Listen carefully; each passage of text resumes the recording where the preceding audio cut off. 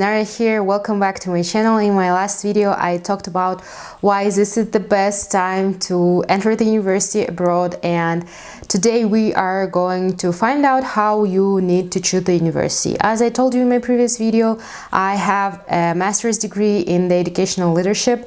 That means I know a lot about higher education, and I also myself entered the University of Wisconsin Madison, and I applied for several universities, and I know what the process is. And many people struggle on their first step of choosing university because there are thousands of universities in the world, in different countries, and there are so many different requirements. So in today's video I wanted to share what you need to pay attention for when choosing a university, and how many universities you need to apply to, and a certain tool that will help you to make sure that your choice is right. And the first thing you need to do is to create a Google spreadsheet, maybe on your laptop or in Google Drive, and make sure you have all the information in your Google spreadsheet.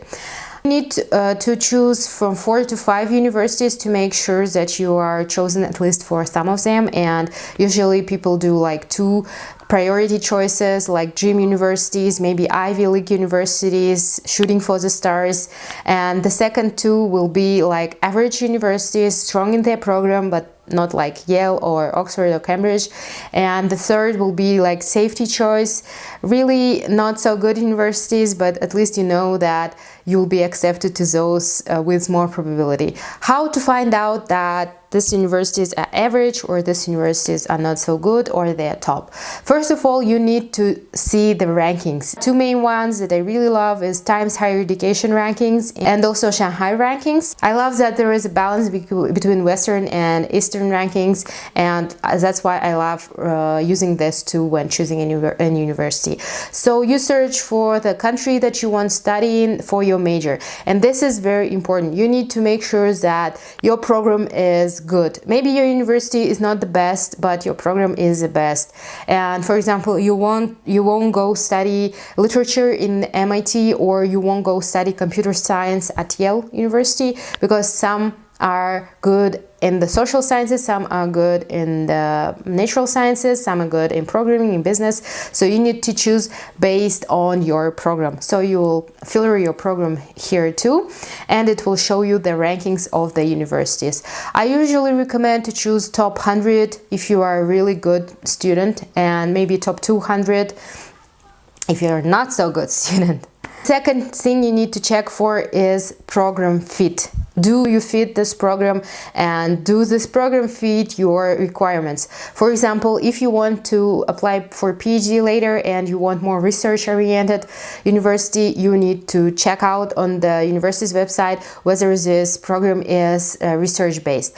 Or some programs can be more practice-based, when you will have different opportunities to have internships, you'll have labs, you'll have accelerators, and different kinds of things that will make sure that you know more of the practice. That's why you need to understand what you want when you will be graduating, whether you want more research-based or practice-based, and what are the gaps that you want to fill by going to this program.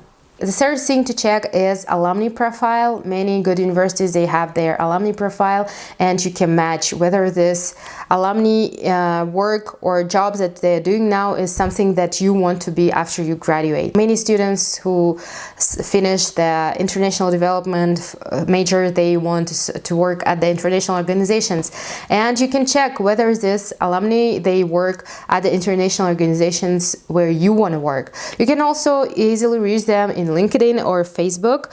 Many people would be happy to answer your questions on whether you need to apply to this program or not. But please don't ask them what are the requirements or any other information that you can find online. You need to make sure that your questions are really thought-provoking, and to ask specifically about the program itself and about maybe the professors or whatever. The fourth and important things for many is financial aid. So I knew that I can't fund my studies myself. That's why I only considered universities which provide financial aid. So in my spreadsheet I would put a tick, okay, this is providing certain scholarships, and I can also apply for teacher assistantship or whatever. And that's why I'm leaving this in my spreadsheet, and I'm applying to this university. Even if it's the best university in the world, it fits you a lot, this is so good, such a good program, but it doesn't have financial aid, I wouldn't waste my time to apply, because I knew that even if I get it in this university, I won't be able to go because I don't have financial aid.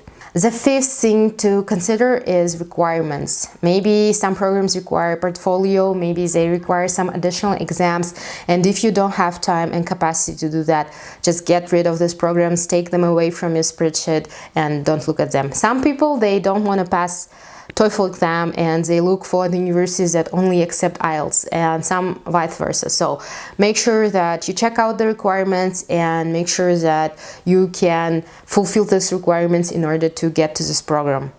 And finally, consider small things like location, weather, cost of living, because studying and living in some cities like London or LA would be super expensive, and if you know that you can't afford it, just don't apply. And many people, they go to cool universities like Oxford or Cambridge, and then they realize that it's actually a village and there is not so much fun, and they spend their 2 years there only studying and it's boring. And in the US also, many campuses are located in the villages, in the kind of not rural area, but not in the big cities. So please make sure you consider that, and if you want to live in the city and if it's so important to you, you need to search for the universities that are located in the big cities. If it doesn't matter and you want to just to focus on the studies, and you know that all this entertainment will be a distraction, then choose university